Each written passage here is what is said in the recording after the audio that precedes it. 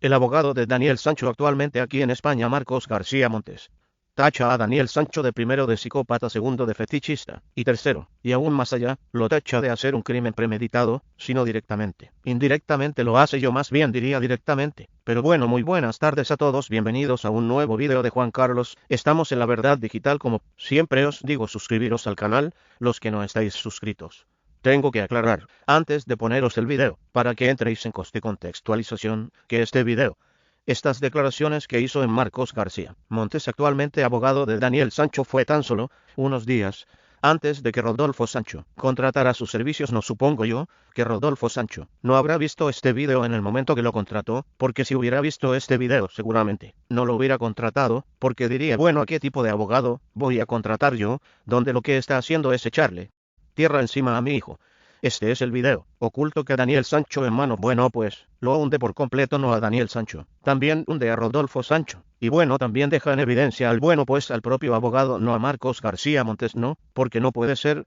que unos días antes de que te contraten digas una cosa y luego, una vez que te han contratado, ahora cambias totalmente la versión. No, yo entiendo la postura de los abogados, y vais a alucinar con el video que os voy a poner. Entiendo la postura de los abogados que tienen que mentir como bellaco, pero bueno, lo que sí estoy seguro, y vais a alucinar con el video, es que qué bueno, que un Rodolfo Sancho. Tengo que decir una cosa, que creo que se ha equivocado totalmente con las personas que ha contratado, como con Carmen Balfago, como con Marcos García Montes. Será muy bien, muy buen abogado. Algunas personas dicen, yo bajo mi punto de vista, está metiendo la pata totalmente ella aún. Hay que decir y aclarar que incluso las instituciones de Tailandia pues están moviendo las cosas para prohibirle la entrada a Tailandia a Marcos García Montes. No, esto es una noticia que no la estoy diciendo yo, sino que ya salió hace varios días. ¿Por qué? Pues bueno, porque se pone en la puerta de la cárcel a cuestionar la justicia tailandesa. No, pero este video que vais a ver es una auténtica pasada. Vais a flipar de verdad, vais a flipar en colores. Poneros cómodos, poneros tranquilos, porque no tiene, vamos, ni un segundo de desperdicio. Vosotros, cuando veáis el video, vais a decir vosotros mismos cómo una persona así puede ser contratada tan solo unos días después de hacer estas declaraciones que vais a escuchar y ver para defender a Daniel Sancho. Y ojo, que yo no estoy defendiendo a Daniel Sancho. Si la ha hecho, que la pague yo, me voy al hecho, no como Rodolfo Sancho ha podido contratar a una persona así, donde tan solamente hace unos días atrás, antes de que él lo contratara, estaba tirándole tierra encima a su hijo. Os dejo con el video, porque vais a alucinar de verdad.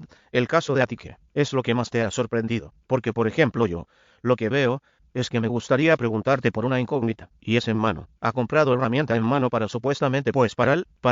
esta persona, para el médico cirujano descuartizarlo, pero ello me planteó, porque todavía son realmente, creo que no hemos escuchado a Daniel decirlo, la compró antes de matarle, con lo cual es una crimen. Ya compré en meditación de alevosía, o de repente sucedió todo y luego tuvo que comprar la herramienta para poder deshacerse del cuerpo. Bueno, eso habría que ver, ¿eh? El problema es que como no hay cuerpo, los médicos forenses no pueden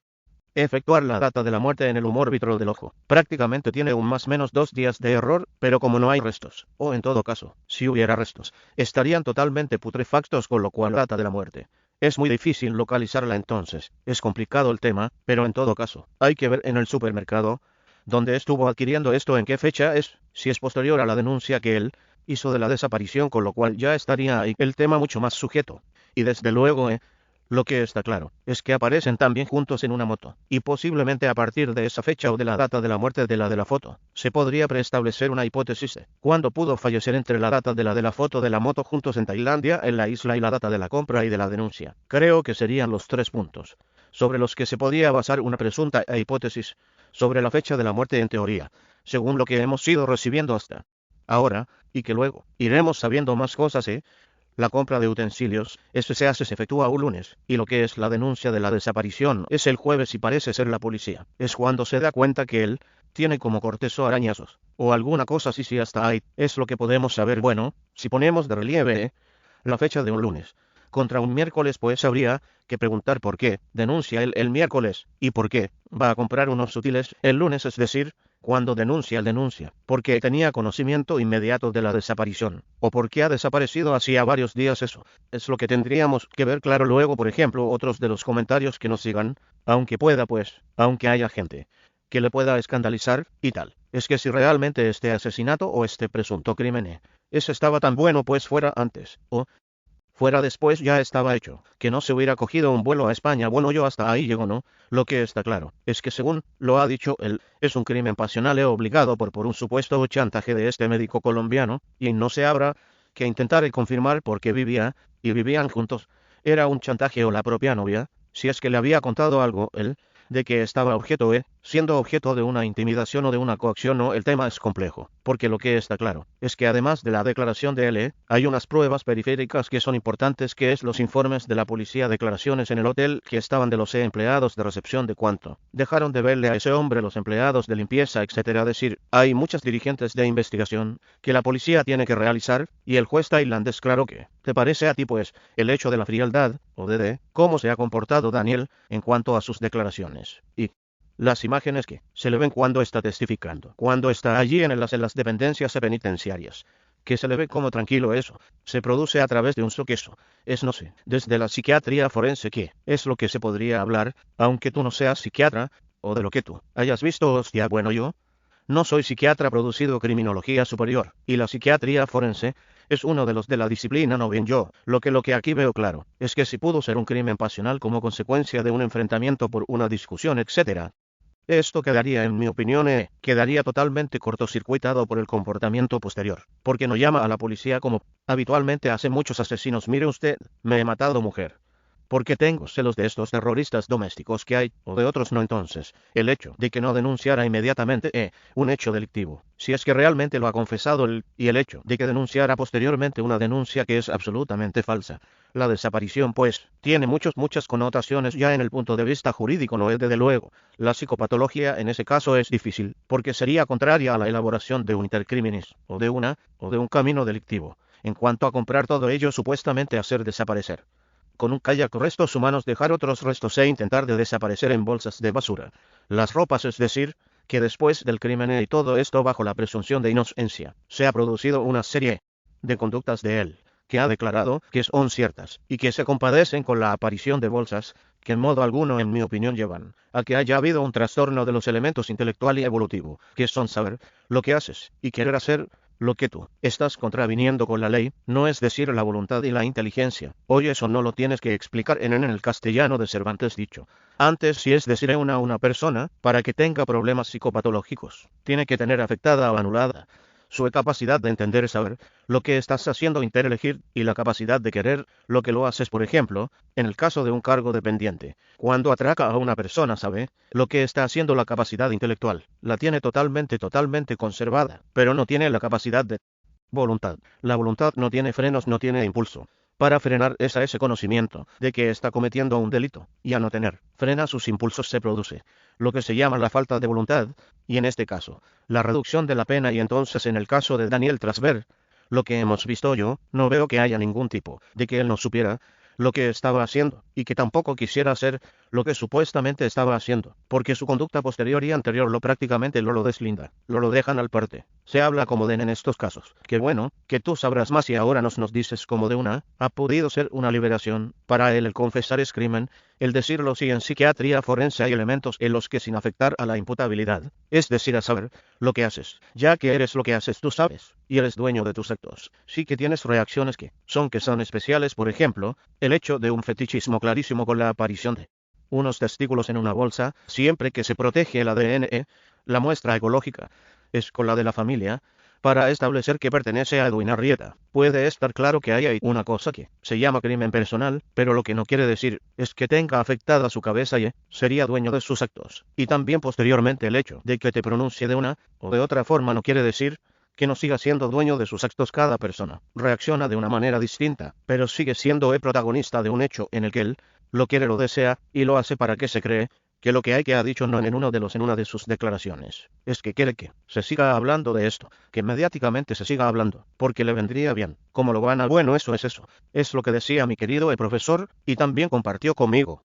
tareas docentes en tecnología, la Facultad de Derecho de Madrid, del Dr. García Andrade. Para mí la máxima expresión consideraría en medicina forense. Decía que habitualmente los suicidas, y los que quieren que los medios de comunicación estén presentes en su tema, y en su sumario, son narcisistas, quieren exponerse públicamente, y tienen esa megalomanía o esa forma de hacer público todo lo que han hecho. No sé si será una tesis personal de él, para intentar justificar que fue un crimen pasional y que no quería hacerlo, o bien porque se quiere exponer a los medios de comunicación por narcisismo. La verdad es que sorprende mucho el caso, el hecho, y aparentemente pues, era un chico que llevaba una vida, según sus amigos y el entorno de lo más normal puede suceder, que de repente tengas ese cambio de actitud, y que llegues a matar, o en qué situación te puedes encontrar, para llegar a ese punto como fuera el hombre como animal en este caso racional, y en otros casos de animales no racionales, cuando se encuentra rodeado por unas circunstancias, por una presión ambiental y por una presión intelectual, reacciona a una forma que se desencadena, lo que se llama tormenta, y que evidentemente produce algo que sabe lo que está haciendo, pero que tiene un desencadenante. Decía la Tacriste que no hay crimen, sino que sin móvil ocasión y beneficio en este caso. El desencadenante puede ser dentro de una persona normal, el que otra le estuviera chantajeando emocionalmente, y chantajeando intelectualmente con algo inclusive, hasta con decirlo públicamente a su novia, a los medios de comunicación, o a terceras personas, a la familia en este caso. Es relacionada de una forma que siendo voluntaria, pero evidentemente es impropia un qué grado hay después de narcisismo, de que no tiene absolutamente nada que ver con el dolor o de dolor para que de repente haya no solamente descuartizado, sino que haya hecho ese descuartizamiento pues evidentemente con una especie de aparentemente saña que coge como tú dices, los testículos y la pelvis, o sea la zona de la pelvis, los testículos que hay ahí detrás. Bueno, yo en mi opinión, ya digo que hay un fetichismo del libro como las personas que matan a otra, o la violan, y se quedan con las bragas utilizadas y otras muchas personas que se quedan con efectos del asesinado e importantes como peines, o como libros etcétera. No, entonces, para mí hay un componente fetichista, pero vamos que no tiene ningún tipo de relevancia en el punto de vista de la psicopatología forense. Es decir, el psicópata, por ejemplo, que actualmente se denomina trastorno social de la personalidad, es una persona que tiene un trastorno, una psicopatología, pero que no tiene ningún tipo de respuesta del punto de vista penal, es decir, que no se rebaja la pena, que no es una enfermedad mental o un trastorno que tenga repercusión en la pena. Él sabe lo que hace, pero está afectado por la psicopatía. En cuanto a Rodolfo Sancho, no sé si tú conociste bien a Sancho Gracia, o a Rodolfo Lucía Sancho Gracia, porque fue abogado de mi amigo Pepe Sancho, pero yo recuerdo que solo llevabas tal, pero digo, venga, ¿hasta dónde te quieres meter? Era el estudiante en esta magnífica serie, y Sancho Gracia siempre le pareció un espectacular actor, y también cuando fue agregado de Cultura en la Embajada de España en Buenos Aires, un buen agregado consular, y qué, ves, desde ese punto de vista, desde lo que haya pasado pues al final, no deja de ser una saga de actores importantes. Esta cosa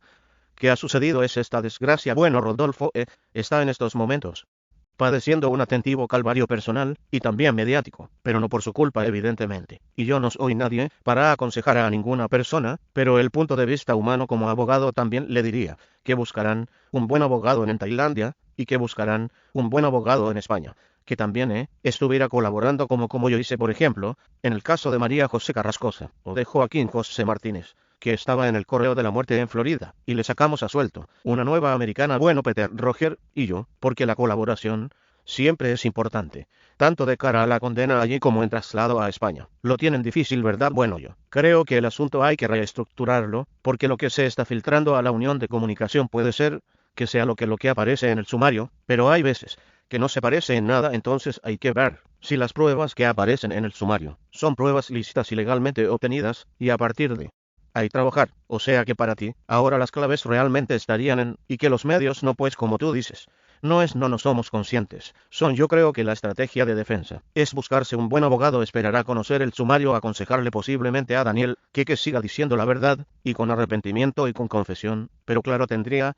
también que decir las cosas que faltan donde se encuentran, y en este caso intentar que se le aplicara un atenuante arrepentimiento, que tendría que compadecerse con las agravantes de alevosía. O sea que lo más importante ahora al final de cara a un juicio es el arrepentimiento y la confesión, siempre que todo esto se pueda poner de relieve y se pueda engranar con las pruebas que la policía y el juez puedan obtener. No hay veces que el arrepentimiento que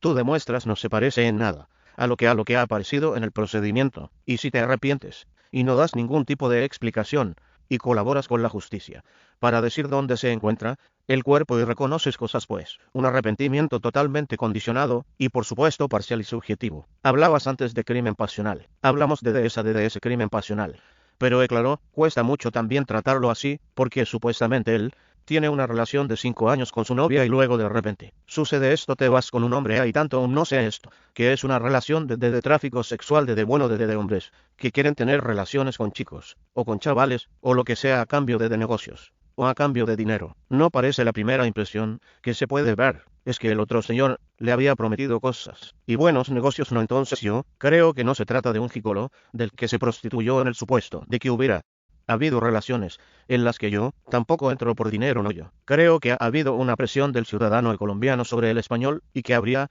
que verse y que lo cuente este hombre en su honor, relaciones sentimentales, sexuales, cosa que se han hecho muchas especulaciones, pero quien tiene que decirlo es el actor en este caso, el actor judicial. Por supuesto sí, y entonces ¿por qué hablamos de crimen pasional? Pues, porque el tema fetichista, y lo que él ha dicho públicamente, por lo menos se ha publicado, que él estaba presionando, que no pudo reaccionar de otra forma, que estaba coartado, etcétera. Eso lo ha dicho él, y como lo ha dicho él, es el punto de vista, o de donde podemos arrancar nuestra opinión. Bueno, yo esto, es aventurarnos mucho, no sé, si te atreves, o qué, de lo que hayas visto en otros casos, cómo se pudo producir esa muerte, o sea, es decir, son dos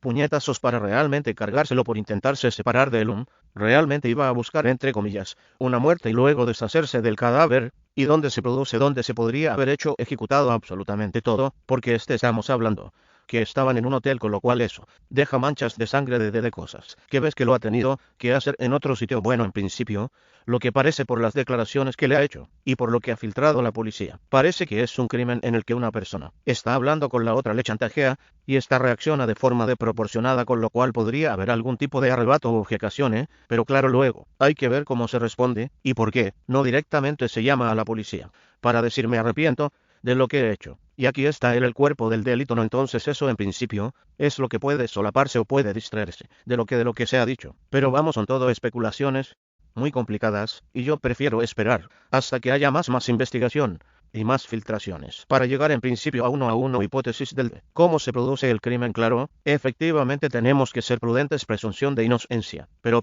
como te digo, claro, a mí, ves, cuando estábamos hablando de esto de un mal golpe, dices, bueno, entonces, ¿cuándo compró la herramienta? Antes o después vio que de repente se había sucedido el fatal incidente, tuvo que ir a comprar la herramienta para deshacerse del cuerpo, o fue antes. Es que por eso hay tantas incógnitas, pudo ser antes, y lo que hizo fue, cuando fue a matarle, para luego descuartizarle, el otro reaccionó, y le lesionó en la espalda como mecanismo de defensa. No, de todas formas es muy sencillo, si en las lesiones que tiene en la espalda Daniel, se efectúa un cotejo de muestras biológicas, para ver si hay restos humanos, y se podría saber algo, pero normalmente no es muy fácil, porque sí que se podría saber si en las uñas del fallecido, como en otros casos, aparece muestra biológica de la persona y agresora. En este caso sí, pero aquí es muy difícil que las uñas dejaran muestras, imposible, prácticamente imposible, además con los días que han pasado, y a ver en qué condiciones está exactamente los restos. Pues Marcos, que seguiríamos hablando contigo, tenemos muchas cosas pendientes y de incógnitas que iremos viendo que sucede en estos días, así que seguiremos hablando contigo. Vamos a ver qué va pasando, y si tienes suerte, Daniel,